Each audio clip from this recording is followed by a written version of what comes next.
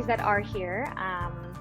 I will let everyone know that this is being recorded and we will be sending out a follow-up with our recording. So everyone who registered will get access to that, as well as you can find it on Fullscript's website at fullscript.com/webinars. We post all our webinars there, and usually any resources or any follow-up additional resources that say Vital Proteins would like to share, or links to more information, we can also host them there. So you'll get a wealth of resources and the recording after, if possible. But I'd like to thank you, Jenn, for being here today with us. Yeah, thank you so much for having me. I'm so excited. This is my second time, obviously, presenting with Fullscript, and I'm so excited to be doing it again. So thanks for having me. Yeah, I should have said welcome back, actually. No problem. It's been about a year, so I understand that you probably had a lot more presentations between last year and this year. No, problem. We definitely had a few, but I do, I know the Vital Proteins always sticks out because I learned so much in them. So we're really excited to have you here. If you're ready to go, I can disappear and we can kick it off. But I am in the background if there are any questions. There's that question section, and I'll let you take it away, Jenn. Great, perfect. Thank you so much. We do have a lot to cover, so I'm really excited to get started. So today our presentation is really going to be centered all around collagen supplementation and mobility. So really focusing on the benefits of collagen as they relate specifically to movement and motion. So let me go ahead and advance my slide here. My name is Jenn Randazzo, and I'm a registered dietitian, and I'm also the Senior Director of Education and Healthcare Practitioner at Vital Proteins. So I love what I'm able to do with this organization. It basically blends two of my passions, health and wellness with education. And so I really have found a niche here in this organization that I'm so grateful for. As I mentioned, I am a registered dietitian as well. I'm a certified sleep therapist, so really specializing in food sensitivities and gut health. And I love really leaning into functional nutrition. I'm dedicated really to empowering individuals to improve their wellness through education and more natural alternatives and complementary therapies. I'm sure I'm not the only one out there with that philosophy. And I've actually worked in the natural product industry since about 2013. I really love this industry. I think it's definitely an industry that's continuing to grow, and I'm so excited for it to actually come more mainstream now than ever. So I would love a little bit of audience participation. I love doing presentations in person, and obviously that has had to change over the past year. So that being said, I don't want to, just because we're not able to see each other face to face, I'd still love to have a lot of engagement throughout this presentation. So first ask and invitation is, if you're open, please go ahead and use that chat feature. I'd love to hear from you, and feel free to add a little bit more context if you'd like. But are you currently recommending collagen to your clients? Is anybody out there? You can either raise your hand, or you can go ahead and share in the chat feature. I see some hands going up. That's awesome. Yeah, I always love to get a sense from, especially practitioners, because I typically find that people land in one of two camps. They either land in the, yes, of course, I've been using collagen with my clients for a long time. And then I also get some individuals that are like, no, but I'm super curious and I want to learn more. So throughout this presentation, I'm going to be able to speak to both demographics. But again, as I mentioned, if you have any questions, don't hesitate to ask. So in order to do that, I know we had already talked about this kind of bit of housekeeping at the top of the hour, but if you have any questions at all, just go ahead and use that GoToMeetings feature, not Zoom. I'm so used to Zoom these days, but GoToMeetings webinar chat feature. Again, don't be shy. I love getting all of these questions, especially from healthcare practitioners as well. And I will do my best to answer as many questions as we go along in the presentation. That being said, I do have some time allotted for the very end to open it up for most. So just a very quick disclaimer, I did want to just mention that this is a webinar for educational purposes and is really intended for licensed healthcare practitioners. And so really the goal here is to educate and to promote a better understanding about collagen supplementation. And then I just specifically asked, I know you'll get a recording after today's presentation. We are able to share the deck with you. I just ask that, you reach out and ask specifically and don't duplicate it without written permission from us. So thank you very much. And as I mentioned, we have a lot to cover, but we'll move through it fairly swiftly. So today's agenda over the course of the next 55 minutes, maybe 53 minutes, we're going to talk a little bit about the musculoskeletal system. Then we'll really dive into collagen, what it is, how it can support mobility. I'm going to formally introduce you to Vital Proteins, and we'll talk a little bit about the brand and some of our best-selling products. And then we'll wrap up with some best practices on how you can recommend collagen with your clients, and then, of course, frequently asked questions section. So I'm not going to spend a lot of time on the musculoskeletal system because that's a little bit out of my scope, but just in general, the musculoskeletal system is made up of a variety of different parts that essentially work together within the body to support movement and motion. So a couple of them, obviously bones. Bones are really those kind of force-bearing parts of the body that really kind of help carry us through. Cartilage, obviously a type of connective tissue. This really supports cushioning the bones so they don't rub together and grind together. Joints are essentially where two bones connect, and they contain a lot of different types of fibrous connective tissue. And really the responsibility of our joints is mobility. So again, if we have issues with our joints, we're probably a little bit more limited in our movement. Muscles, of course, support a lot of different things, ranging from running to swallowing, in fact, smiling too. Also ligaments. So ligaments are made of those tough collagen fibers, and they really help to stabilize the joints and connect the bones. And then lastly, tendons, which I always kind of used to think that they're kind of one and the same, right? They're not. They have different functions. These are made of fibrous tissue and collagen as well, and they really can resist that high tensile forces, and they help to transmit the forces from the muscle to the bone, so not to overbear either of those different types of different parts of the body. So when we talk about musculoskeletal problems or issues, there's a couple of different things that really kind of come to the surface. There's hundreds of different conditions that can cause problems for us, but there's three main kind of categories or issues that really kind of, again, come to the surface when we talk about these issues. And that's just general aging. As we age, things just don't work as optimally as they used to. Inflammation is also another key contributor. Low-lying kind of either chronic inflammation or acute inflammation really can cause musculoskeletal issues as well. And then just frankly overuse. And I'm not talking necessarily specifically about athletes. Obviously we hear about overuse issues specifically in that sport performance or that sport performance realm. But again, this can just be if you have a very laborious job. Maybe you are a contract worker and you are doing construction, I should say, or even if you work at a grocery store and you're heavy lifting, right? So it can be day-to-day issues as well. Now, there are some general lifestyle habits that have been associated with supporting the musculoskeletal system and helping it optimize its performance. Exercise, we all know its importance throughout our life, in a variety of different ways, but specifically weight-bearing exercises and cardiovascular activities can really help support a very optimized musculoskeletal system. Sleep is also really important. I am a huge advocate for sleep. Again, I'm sure I'm not alone in this group, but sleep is really important specifically for the musculoskeletal system because it's that time when we rebuild and repair. Healthy diet, of course, this can range. This is the gamut, right? But again, some key things to consider when you're looking to support your musculoskeletal system would be overall a healthy diet, something that obviously includes a decent amount of protein, a good amount of protein, vitamin D, K2, calcium, magnesium. Again, these are just a small grouping of vitamins and minerals and macronutrients that are really important for the musculoskeletal system.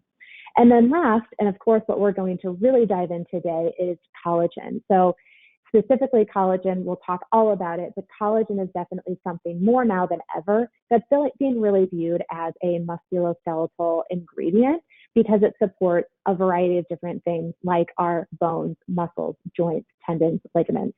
So again, we'll talk about how that actually happens as we move through this presentation. So before we kind of get into the mechanism of actions and the bioactivity of the collagen, let's just kind of start a little bit with more of an overview and a 101 level of what collagen is. So collagen is actually the main protein in the body. It represents, in fact, about 30% of all human protein content.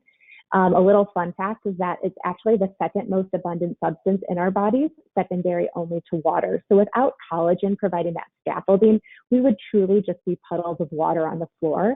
And why it's so prominent is because it's a key component of all connective tissue. And as you probably know, connective tissue is found in a variety of different parts of the body.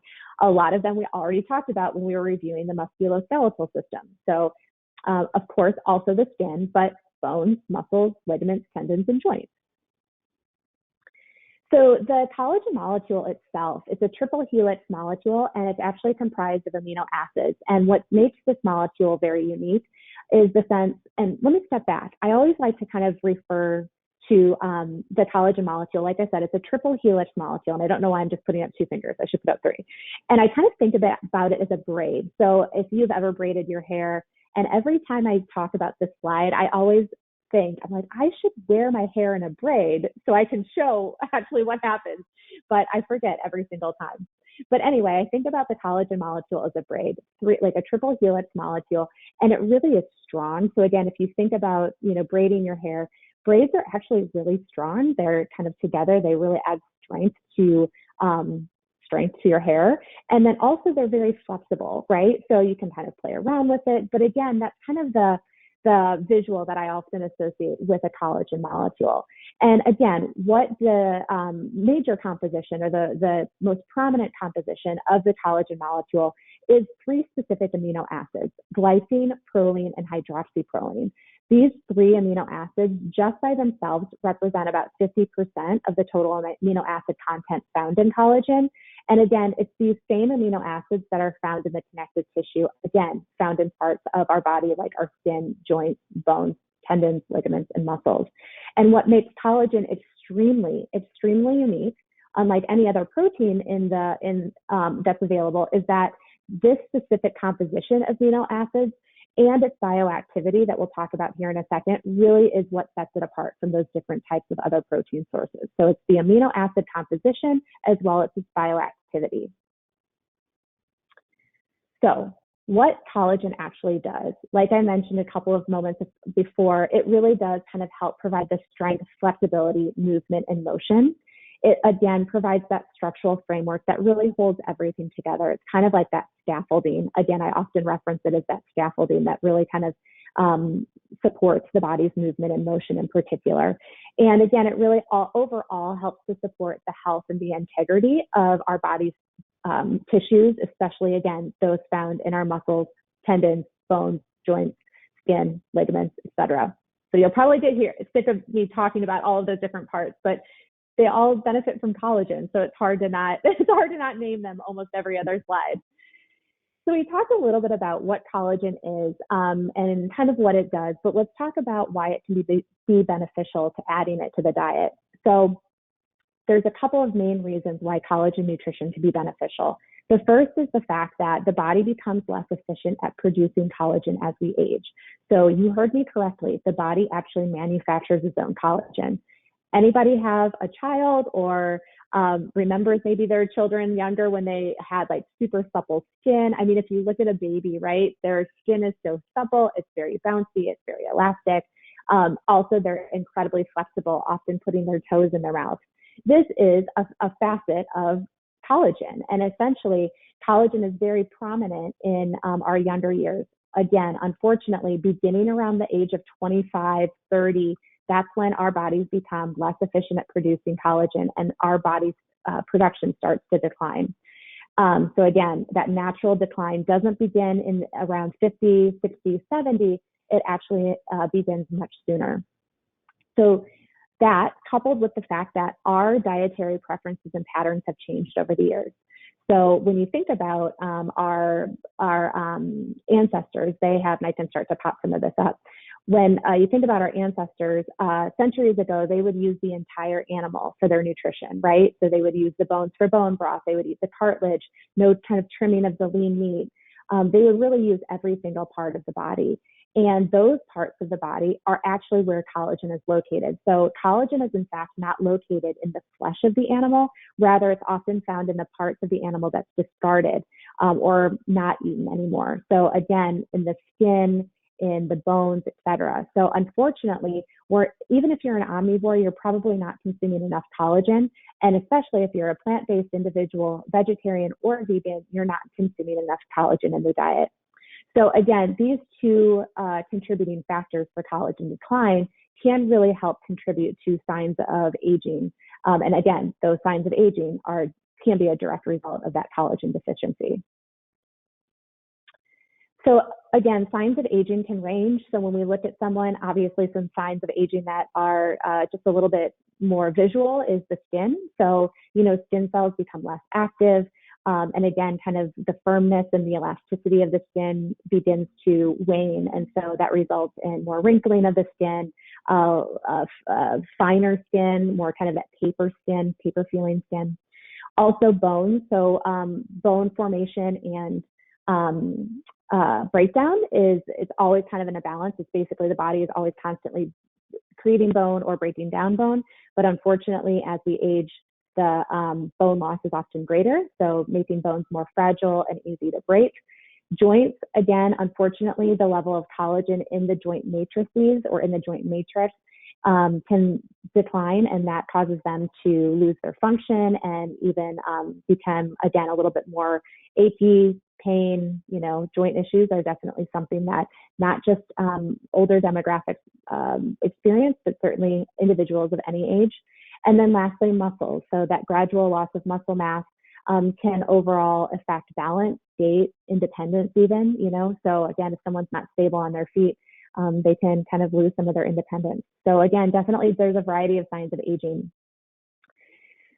All right, so let's talk about different sources of collagen. So as a naturally occurring protein, collagen is always derived of animal sources. And like I mentioned a few minutes ago, it's always extracted from the parts of animal. I shouldn't say always, but it's mostly extracted from the parts of animal that are often discarded they're basically a byproduct of the meat industry.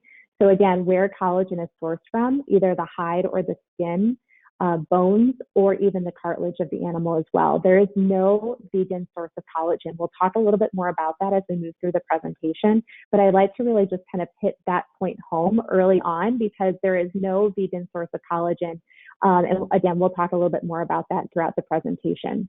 When you go to the market and you look at different supplements that are out there, again, collagen is really going to mostly come from three animals. It's going to be bovine, which is cow, marine, which is fish, and porcine, which is pig. So sources is a little bit different than types. So source is essentially where it's being sourced from. Types is actually refers to the different types of collagen that are found throughout the body. And depending on the literature that you pull up, there's been discussions that there's about 28 to 30 different types of actual collagen proteins that are found within the body. And the kind of key takeaway that you should know here is that types 1, 2, and 3 make up over 90% of all collagen protein that's found throughout the body. And I should say also that type of collagen refers to where it's found in the body, not where it's going to be transplanted after consumption. So we'll talk a little bit more about this later on in the presentation as well. But if you just look here on this chart, types 1, 2, and 3, as I mentioned, most prominent found throughout the body. And that's because they're located in areas that take up more mass, if you will. So bones, skin, dentin, obviously parts of your teeth, cornea, blood vessels. Type 2 is primarily found in your cartilage. And then type 3, again, you're going to see a little overlap with type 1, skin, ligaments, blood vessels, internal organs, etc. So again, big takeaway here is that types 1, 2, and 3 make up over 90% of the body's collagen content.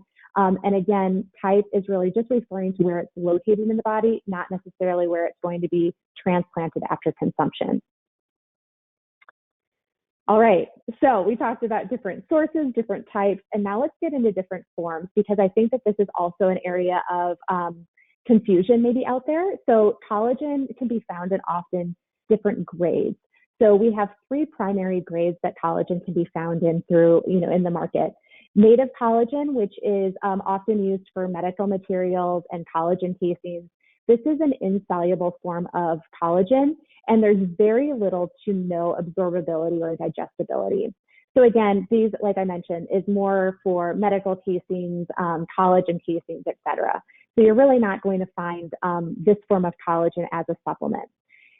That being said, we then move into gelatin and collagen peptides, and obviously these two forms of collagen you will find in supplement form. Gelatin is basically found, it basically is going to gel, right? So it's a form of collagen that you're still going to get the same benefits of collagen peptides. That being said, it's going to behave differently when you use it. So for instance, gelatin is often used in gelatin desserts.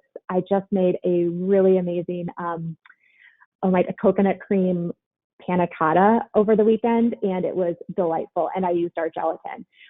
Some people, now I will say, so again, it'll gel up on you. If you leave it sit for a while, it will gel.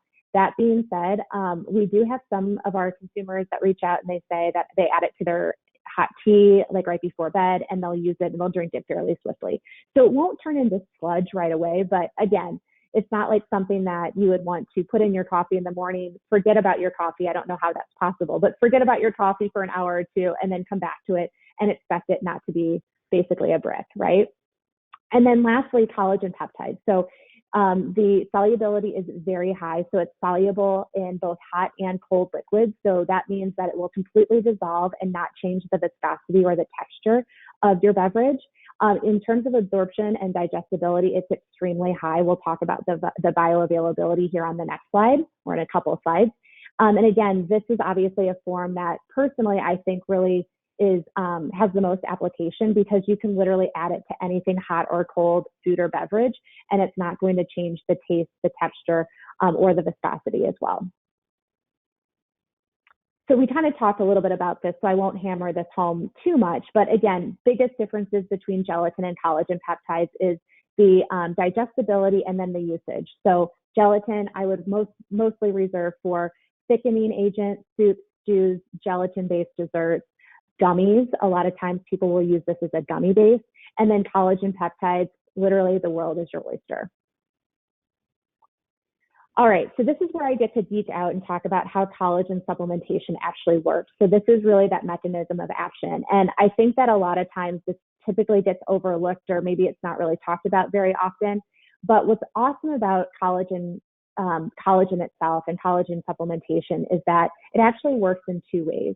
One, it actually stimulates the activity of specific cells found throughout the body that are responsible for collagen production. So essentially, when you consume collagen, basically it's digested like any other type of protein. However, what ends up happening is that there's dipeptides, tripeptides, and amino acids. It's kind of a smattering of the three.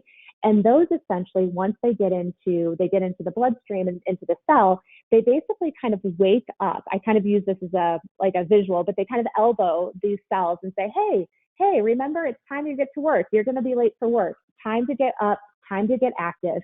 And then what collagen supplementation also does is it provides that very specific amino acid profile that the body needs in order to manufacture that collagen. So again, it not only stimulates the cells within the body responsible for collagen production, but it also provides them with a very specific amino acid profile that they need to essentially get to work. As I mentioned, collagen peptides are incredibly bioavailable. So again, the most digestible, the most absorbable. Over 90% of collagen peptides are digestible. And what's pretty amazing is the fact that about within an hour, basically the peptides already are observed in the bloodstream, and simply after 1 hour of ingestion. So incredibly quick to essentially hit the bloodstream. And essentially what this does is this rapid absorption ensures that the effective delivery of the essential amino acids and the essential peptides actually reach the site of their body so they can get to work. All right, so that was a lot of information. Now we're going to dive into specifically how collagen supplementation can support mobility and movement and motion.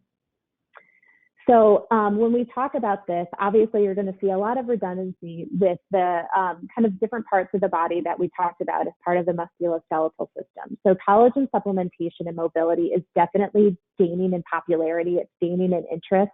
A while back, well, I should say a while back even in 2018, when I first started with Vital Proteins, when we would ask our consumers during demos, you might see us at Whole Foods or Sprouts or out in the world when you could still demo products. We would ask our consumers, why are you using collagen? And we would gather that data and analyze it. And back in 2018, most individuals, if you look at a bar chart, most individuals were still using it for those beauty benefits, skin, hair, and nails. However, and then joints and bones and muscles were, they were kind of shorter bars, but they were there. At least they were there nonetheless. We just recently did this again, the same kind of study and analytics of this research. And basically what's so awesome to see is that now that essentially in 2020, data from 2020 essentially showed that hair, skin, and nails, and then joints, bones, and muscle were like pretty much neck and neck. So again, we're really starting to see more consumers move to using collagen, not just for beauty benefits, but also to support their mobility as well, specifically their joints, bones, and muscles.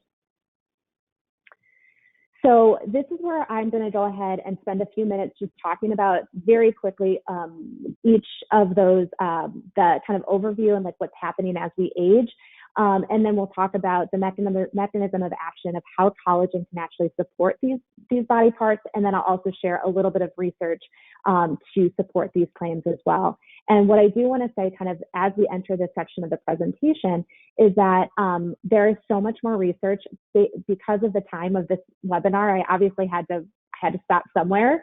So there's so much more research that I would be happy to provide for anyone on the call today. So I can facilitate that with Fullscript, but again, I just wanted to let you know that what you're about to see is just a tiny, tiny fragment of what I would be able to share with you. All right, so joint health. So just an overview, again, collagen makes up about 70% of the dry cartilage mass, and it's really responsible for that structure and strength within the joint. Unfortunately, as we age, our joints and our cartilage contain lower levels of collagen and other matrix components, and essentially leaves them structurally compromised and less effective and even more prone to injury. So they also, what can happen is not only are they more prone to injury and more compromised structurally, they can also become more susceptible to that low level kind of chronic inflammation. And obviously, when we talk about inflammation in joints, we automatically think probably of arthritis, osteoarthritis, etc. So again, this is definitely something where collagen can and does come into play. So in terms of the mechanism of action, this, I should say, is definitely becoming more and more researched and finessed. So I want to be really clear is that I think that there's going to be a lot more research around the mechanism of action of how collagen actually supports joint health. But this article and this research article coming from Dar et al. Was done in 2017, and it was done with mice. So I do want to be very transparent, done with mice. But what was really cool, it's kind of one of the first studies to really show that collagen supplementation can actually protect and help support joint health in 3 different mechanisms. One, it can protect the cartilage from degeneration. So what was shown in this article is that oral supplementation of collagen peptides actually inhibits the effect of MMP13, which is a proteinase, and that's essentially degrades collagen and contributes to cartilage loss within the body. It can secondarily stimulate chondrocyte cell activity, and also not only can it stimulate that cell activity, but it can actually make those cells more active. So it can stimulate the cells that are currently there, but it can also impact the number of cells as well. So kind of a 1-2 punch. And then lastly, collagen supplementation has also been shown to actually help with reducing joint inflammation too. And this was evidenced by when they looked at the TNF, the tumor necrosis factor, that essentially was significantly lower within the collagen supplementation group than the placebo group. So again, very, very high level. I could honestly dive into all of this research with a fine-tooth comb, but I do want to get through it. I'm seeing how much time we have. Okay, good. We're doing well on time. So hopefully we'll have some more time if there are more questions about this. But I do want to say that, again, this is definitely an emerging area of the research with collagen, and I think we're going to continue to see it even more finessed as we move forward over the next couple of years. So I will dive into a little bit of research around collagen for joint health. So starting with a prospective single center randomized double-blind placebo-controlled trial that was essentially conducted in 2012. Over 100 women between the ages of 40 and 70 presented with osteoarthritis, knee joint pain, and discomfort.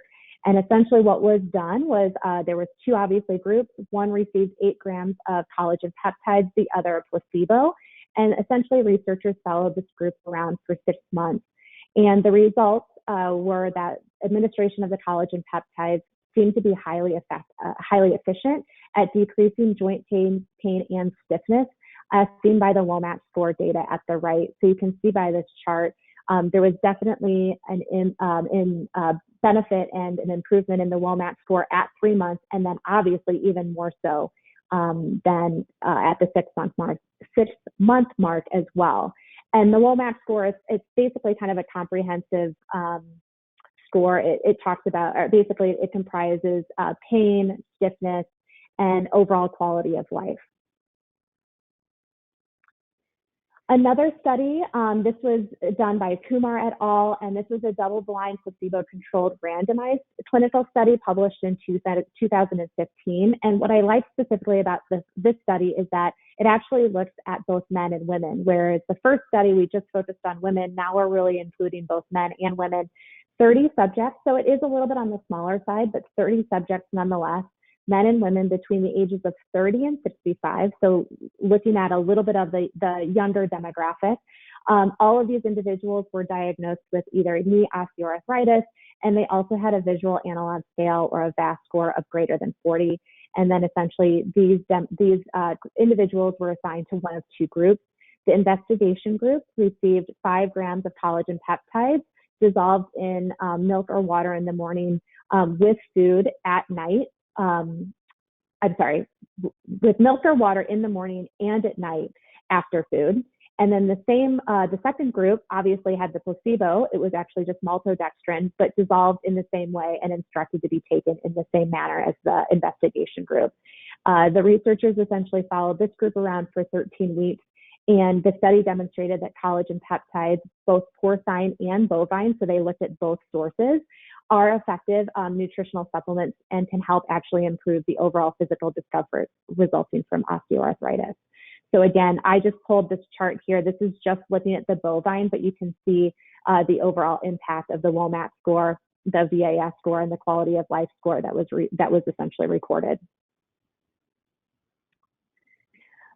The last slide that I'm going to talk about for joint health is actually one that I specifically chose as well. It was actually conducted by a dietitian at Penn State, Dr.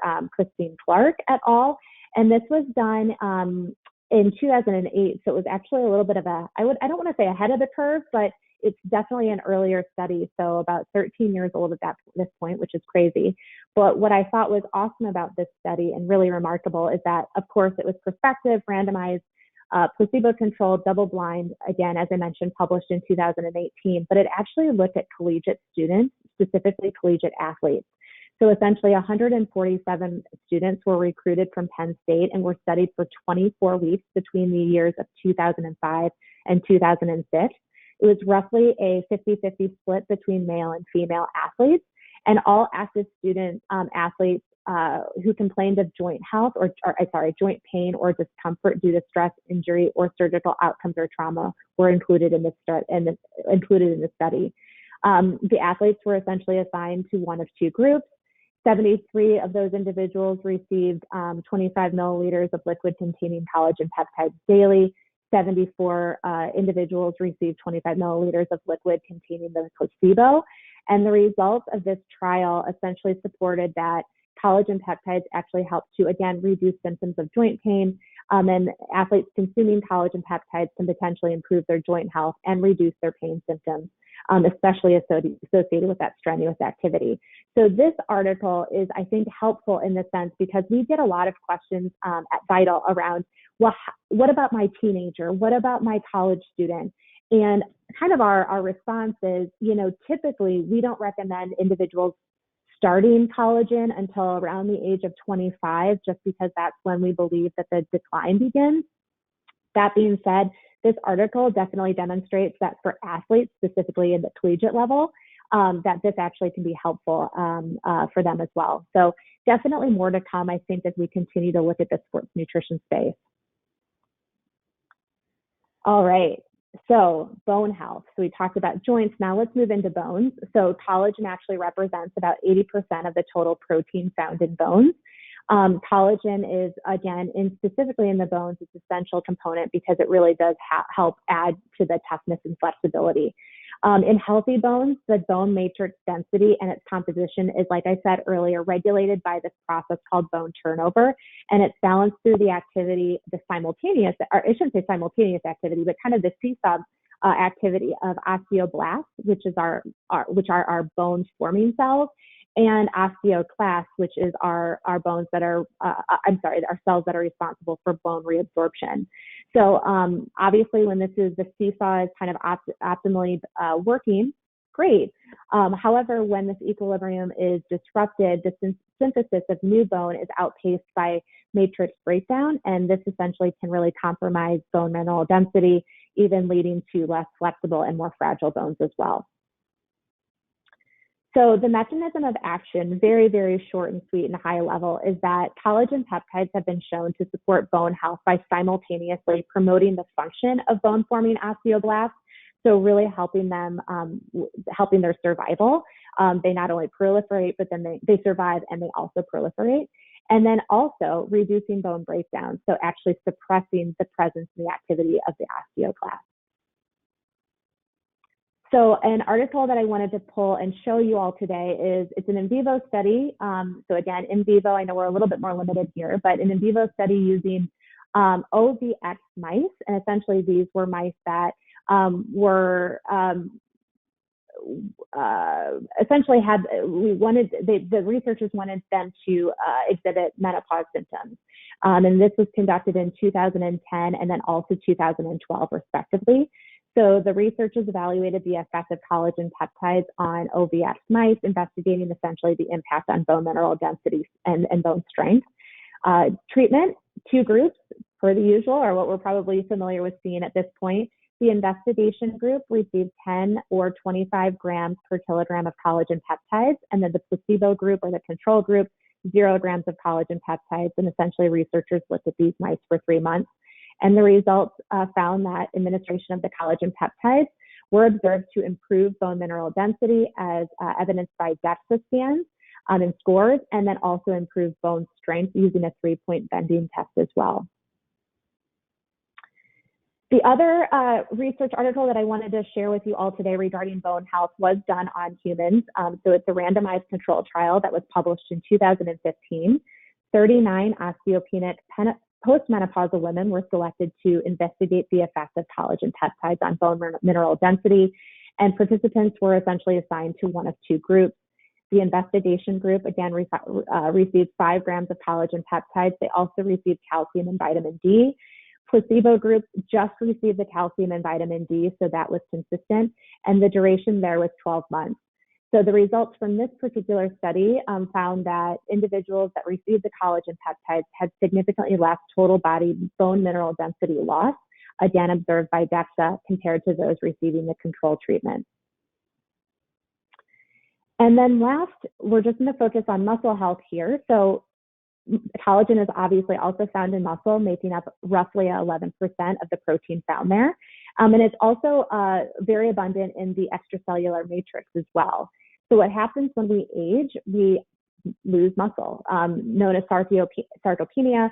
And this is often a result of inactivity, unfortunately, as we age. And then also with activity, so this can happen at any time throughout the life cycle, both moderate and stress activity can actually increase the muscle to experience DOMS, delayed onset muscle soreness, or obviously injury as well. So collagen peptides, in terms of how they actually work to support muscle health, they actually don't build muscle mass. I like to kind of point that out. They actually don't build muscle mass, but they support muscle function in a couple of other ways. So they promote muscle regeneration, and they do this by helping to maintain that nitrogen balance and preserve lean body mass. And then they also work to strengthen the ECM. And they do this by either attenuating the damage during exercise or by promoting the ECM recovery from exercise. So in turn, these essentially impact and hopefully reduce muscle soreness after exercise, and then obviously improve recovery. And especially if you're a competitive athlete, that's one of your goals, right? You really want to improve your recovery so you can train harder or sooner, so you can really continue to maintain that competitive advantage. So the study that I wanted to share with you here was a short study, and it was a little bit smaller. So I really do think, being completely transparent with all of you, that muscle health and collagen and even just sport performance in general is really going to be the next wave of collagen research. But this article was great in the sense that it is very, very promising. So one, just kind of high level about the study type, it was a 7-day double-blind placebo-controlled trial, and it's relatively new, so just published in 2019. 24 recreationally active males were evaluated the effects of daily collagen supplementation with 20 grams of bovine hide collagen peptides, and essentially they looked at muscle damage and recovery. Each of them typically exercised about twice a week, but were really unaccustomed to plyometric exercises. So they were studied for 7 days prior and 2 days after performing a series of 150 drop jumps. So essentially plyometric exercises. The treatment, in terms of investigation group, consumed 10 grams of collagen peptides twice a day. Again, that 20-gram daily dose. The placebo group, 10 grams of that placebo twice a day as well. As I mentioned, just 7 days, so a little bit shorter in duration, but the results, like I mentioned, were very exciting, and I think we're going to continue to see more of this going forward. So supplementing with collagen peptides increased sports performance of counter movement, jump performance, and tended to reduce muscle soreness by 20% after that muscle bout or muscle damaging bout of exercise. And this study, as I mentioned, was kind of one of the first of its kind to suggest that collagen peptides can reduce recovery time after physical activity. So again, I think as we really dive into this a little bit more, specifically in this sport world, we're going to continue to see more and more of this research going forward. So very early in terms of collagen specifically for muscle health. So I'm going to move through this very quickly because I do want to get, obviously, leave time for questions and answers.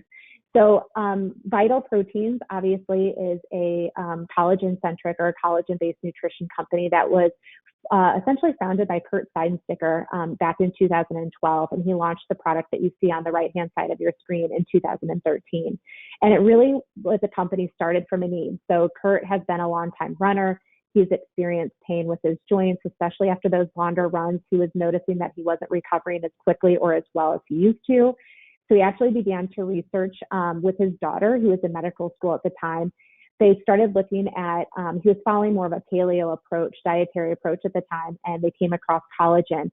And when he actually went to buy collagen supplements, they were most often in pill form. And based on some of the research that he had done about amounts that you needed, he's like, I have to actually take a lot of pills to get the collagen that I need on a daily basis. So he really went to change the market in a pretty big way, really to just overall improve compliance. And so currently Vital Proteins, I'm very proud to say, is America's #1 collagen brand, really well supported by both the natural channel. It's becoming more mainstream. So again, that's major kudos to all of you practitioners out there who are really kind of leaning into this with your clients. Just as a very, very high level overview, so these are Fullscript's 5 best-selling Vital Proteins products. And I should say 4 because I kind of switched this up. So my apologies.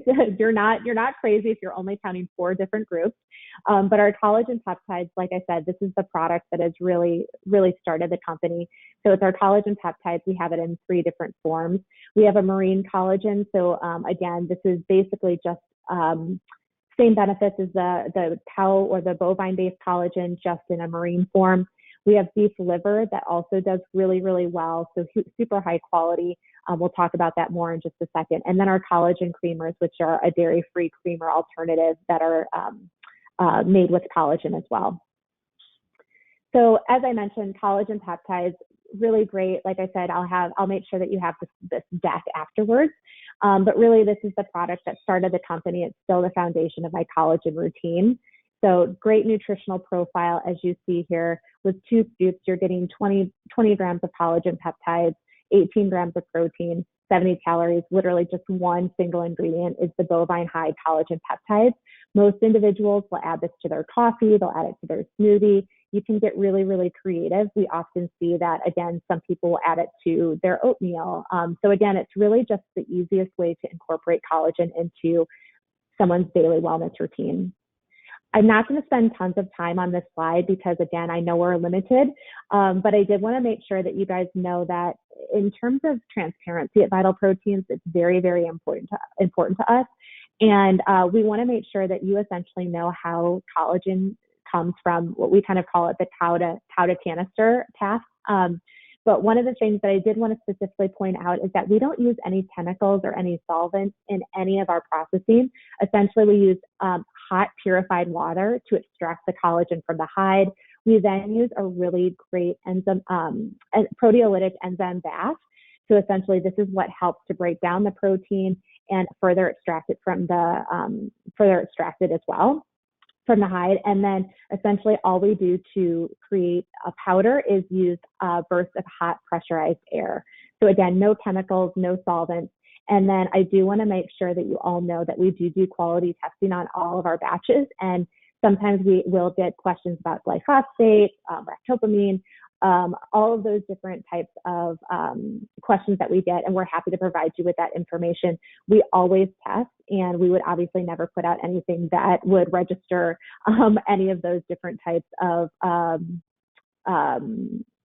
issues. So again, just wanted to be very clear with that as well. Another question that you might often get from your consumer, or from your client, I should say, is, BPA, BPS-free canisters as well.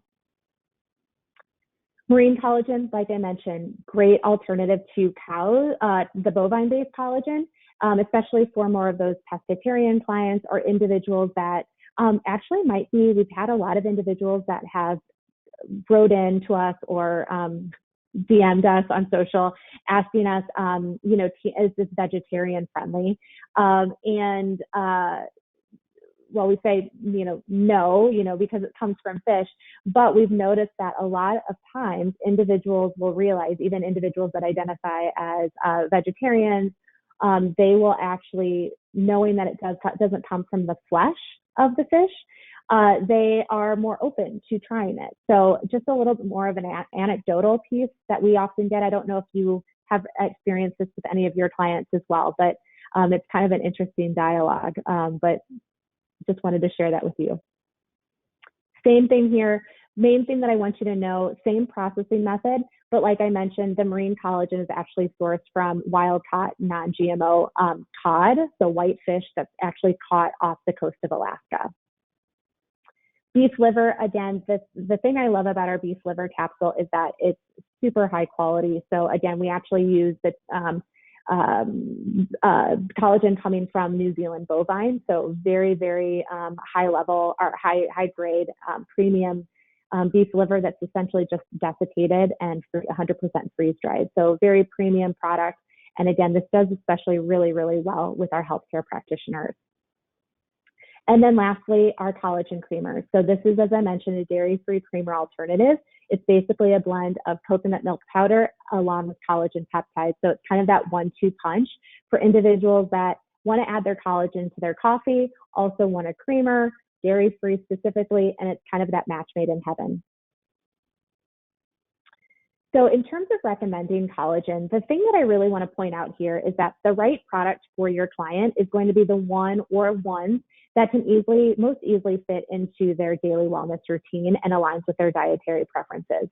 Right now, we don't have a lot of research, or at least specific research, that confirms when you should be taking collagen. Should you be taking it with or without food? We really don't know. So right now, my best recommendation is, again, the right product is going to be the one that can easily fit into your client's daily life by just easily adding it to something that they already eat or drink every single day. That's kind of my number one recommendation here. And if they do already, you know, eat a higher amount of protein, to just continue to, as they would distribute their protein throughout the day, distribute their collagen intake throughout the day as well. So again, this is kind of an easy flow chart. I'll make sure that you have this again at the end of today's presentation. But, you know, kind of taking some of our best-selling products, you know, if you are working with clients that are specifically looking for healthy joints and bones, you can essentially look to see how they intend to use it, what format they prefer, what source they prefer. Do they want something flavored, unflavored? And you can kind of find your way to maybe the best product for them.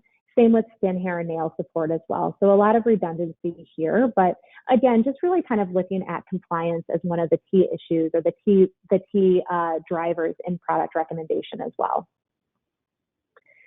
These are 3 frequently asked questions that we often get at Vital, and it's all about recommendations for how much, and then also when will I see results. So in terms of how much, we tend to recommend 10 to 20 grams. This is supported in the research.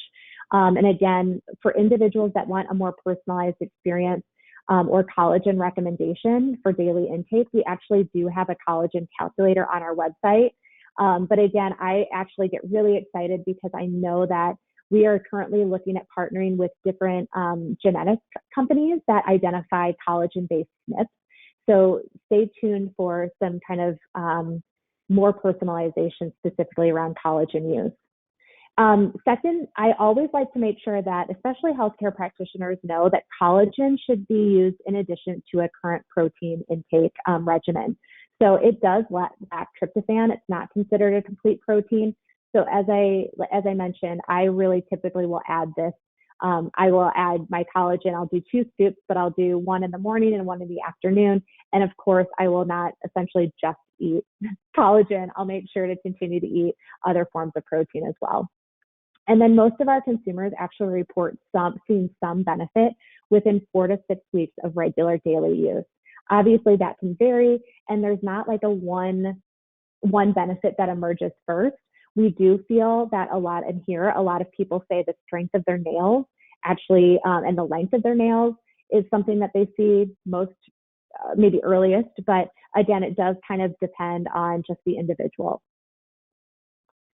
So very quickly, I just want to do a quick time check. Oh my gosh, we're going so quick. So as I mentioned earlier, I will go through this very, very quickly. You do not need to consume multiple types of collagen to get all the benefits. Like I mentioned, type of collagen is referred to where it's located in the body, not where it's going to be transplanted after consumption. So for example, you can consume collagen from bovine hide, which typically contains type 1 and type 3, and still get the benefits to your joints. And again, this is because collagen is metabolized and broken down like any other protein, ends up with those dipeptides, tripeptides, and amino acids. So again, I just like to be very clear on that because I think that there's some misinformation. Again, I'm looking for a plant-based collagen. Collagen builders are not the same as collagen protein or collagen supplementation. While collagen builders are often made with vitamins, minerals that serve as cofactors for collagen production, they do not have that same mechanism of action or that same amino acid profile. So truly, collagen is unique. And then final kind of frequently asked question that I wanted to address was, you know, Vital Proteins is obviously one of many different collagens on the market, but I do really like to ensure that everyone knows that we really are committed to animal welfare, high quality ingredients, chemical-free processing that we talked about, a transparent and traceable supply chain, independently testing all of our products, and then obviously packaging them in BPA and BPS-free canisters. So just some key takeaways, wrapping up on my last slide before I turn it over for questions. Collagen obviously provides the strength and structure. It really supports mobility and it supports the musculoskeletal system. We are, as a brand, committed to creating really premium collagen-based products made with simple ingredients that your clients can feel good about ingesting. Consuming collagen can really help to combat that natural decline. And the research of using collagen, specifically collagen peptides, to support joint health, mobility, and movement is growing, but there's already some really great established research out there. And then lastly, recommend the product that can be most easily incorporated into your client's life on a daily basis. So again, that's going to be the best product for that individual. Is, again, the one that they can most easily, comfortably take on a daily basis. All right, so I'm going to turn it over for questions. I probably blew through way too much content. I apologize, but I'm excited to hear someone else's voice besides my own. Yeah, I just popped in here. We got obviously a ton of questions come through, some great feedback as well. I think, since you just kind of ran through some of the products, maybe we'll start with the questions that came out from that kind of session and asking about the Vital Proteins products. I guess the first question is Vital Proteins available in Canada? And are there options made from organic grass-fed animals? This is the same question. Yes. Yes, so we are available in Canada. This is exciting. We have been able to move a little bit more globally. So yes, we are available in Canada, and we actually are partnered with Fullscript in Canada as well, obviously. So I have to be honest, I'm not as familiar with the entire product portfolio as I am with the US-based portfolio, but if that individual wants to reach out to me, or we want to kind of find a way to connect offline and talk a little bit more about those products and the ones that are available, I'm happy to be available to do that. Yeah, great. Yes, we're very excited about that. I know Canadians have been excited about it for sure. Awesome. Okay, so can you confirm that marine peptides normally have less collagen? Would you recommend a higher dosage to achieve the same results? Yeah, so it actually does. Typically, when you look at our product side by side, collagen peptides, one serving of collagen peptides is 20 grams, and then the marine collagen is 12 grams. So essentially, we kind of do recommend between 10 and 20 grams per day. So both fit within that recommendation. But again, it basically boils down to the different amino acid profiles. So because they're different sources, they do have slightly different amino acid profiles. However, the kind of composition of amino acids and the mechanism of action remains the same.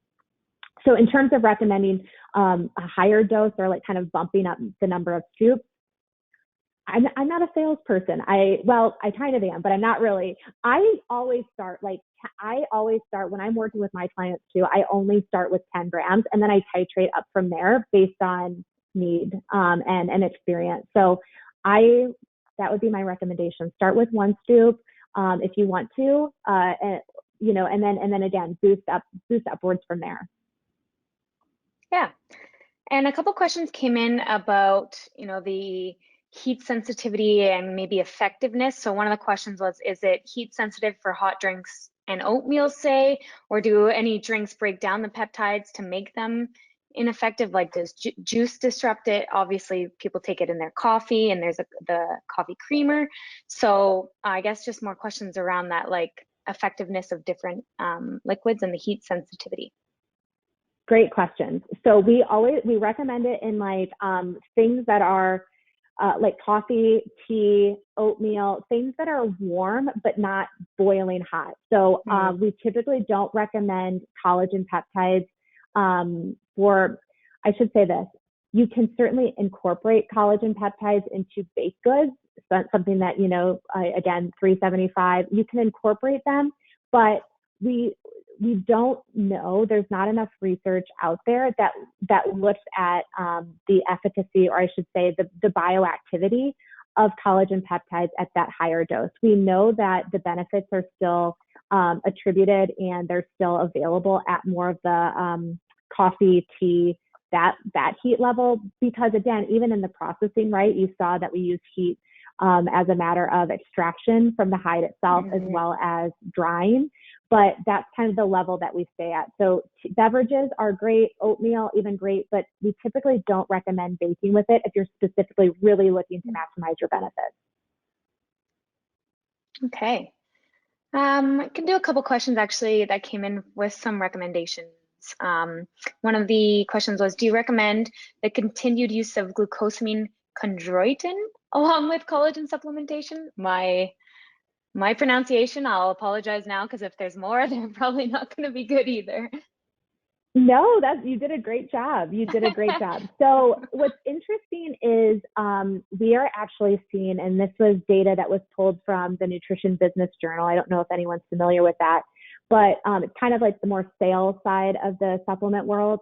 And essentially what they were saying, and this was back in 2019, that collagen, if you're looking at a pie chart, and sales of collagen were starting to kind of like crunch into, or kind of like take over the chondroitin, sulfate, and glucosamine market. So I think that from a consumer perspective, people that might have been taking those ingredients are now looking to collagen. I would probably say it's more of like a client on a client basis. I would say that again, if someone is really struggling with joint support and joint health, taking both. Again, both are actually naturally occurring in bone broth, so with bone broth, you get, and we actually have a bone broth collagen, I should say, but you're getting the benefits of collagen and chondroitin sulfate and glucosamine. So it's kind of the all in one. What I would say is if someone wants to take all of that, go for it and see how they react and see how they do. But I would say that collagen might be something that they could switch to if they're not seeing the benefits from the chondroitin sulfate and the glucosamine. And along that kind of question recommendation line, we have a question that came in that said, I have patients that asked why take collagen supplements when they're also taking biotin supplements. You may have covered some of this too, but it's kind of nice to So bring up. again, sure, yeah, and I didn't speak to biotin. So biotin is a little bit more. So a couple things about biotin. Biotin does not have the same mechanism of action of collagen. So collagen is essentially working with your body to stimulate its activity. Biotin is a little bit more beauty centric, and I'm not as familiar with a lot of the research that's out there about biotin. I know that biotin is a hot ingredient and it's used very often. But I would always, again, if I was considering between the two, I would personally lean a little bit more towards collagen for that overall wellness approach, because collagen can do much more than just biotin. So that would kind of be my leaning, but you can take both, especially if you're looking for more of those beauty benefits. Yeah. Interesting. Okay, we maybe have time for one more question. I know there's a bunch coming through, so but I guess kind of going back to even your products or Vital Proteins products, there's a question that says, I've heard that liquid collagen is superior to powder, but could you speak to this? Yeah, so this is definitely a question that we get a lot. And again, as you can imagine, there's no research that suggests that. And as I shared, the collagen peptides in particular are extremely bioavailable. So essentially they're pre-digested, right? So I do need to do a little bit more homework in terms of the exact claim and the mechanism of action of like how and why they're saying that liquid is more beneficial than essentially collagen peptides. But there's no research to support that. And I need to, again, especially with collagen peptides, I don't know how you get more bioavailable and more digestible and absorbable than something that's essentially pre-digested. And so I would really need to look into that a little bit more. So unfortunately, I don't have like 100% definitive answer for you, but from what I do know, it feels a little bit more markety than anything. And I would just encourage myself to do more research around it, and maybe others do too, because it's a relatively new thing, but yeah, I'm just a little skeptical of it. Yeah, interesting. All right, one more, because I think it's been asked a few times, and I know I noticed a question that came in earlier in your presentation about blending. Does long time blending damage collagen? Long time blending. Can you be a little bit more specific? Blending. So the question that came through to extra biotin can screw up lab tests is one of the comments that came in. The question was asked around your how collagen supplementations work slide later. So maybe just blending, I guess, with multiple multiple Other other proteins. supplementations in, yeah, other proteins in smoothies and food and oatmeal and coffee. Because so, we kind of touched on that. Got it. Okay. Yeah. So maybe like protein distribution and like, what we don't know is like, with protein intake, right? We understand that, and again, it's all varied, and it's not, there's research and there's information that we can glean from research, but obviously there's going to be inherently some variability with each individual person. That being said, we know that with protein, most people can essentially effectively digest and absorb about 20 to 30 grams of protein in each sitting, right? So the recommendation is 20 grams of protein in the morning, 20 to 30, just kind of making sure that you're distributing your protein throughout the day and not necessarily just being like, oh my gosh, I just had cereal and waffles in the morning and now I need to have like this big heavy protein meal in the evening. I recommend the same with collagen. And typically what I will do with collagen, because we don't know, I can't 100% at this point tell you that collagen can be in addition to that 20 to 30 gram serving.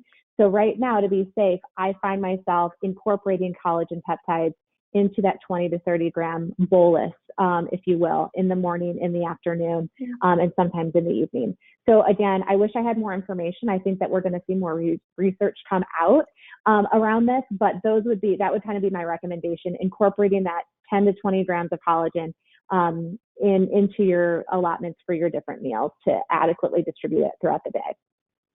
Yeah, and actually the questions coming through about that blending is interesting to me because it seems that they're asking like in a smoothie, in like, physical blending, does that damage, the peptides, the proteins in it?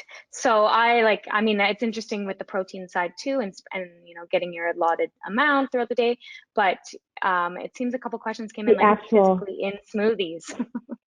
Yeah. I don't know. I have not seen anything to suggest that the collagen would actually be physically damaged and then inhibit the benefits. Yeah. Like I said, smoothies are behind coffee.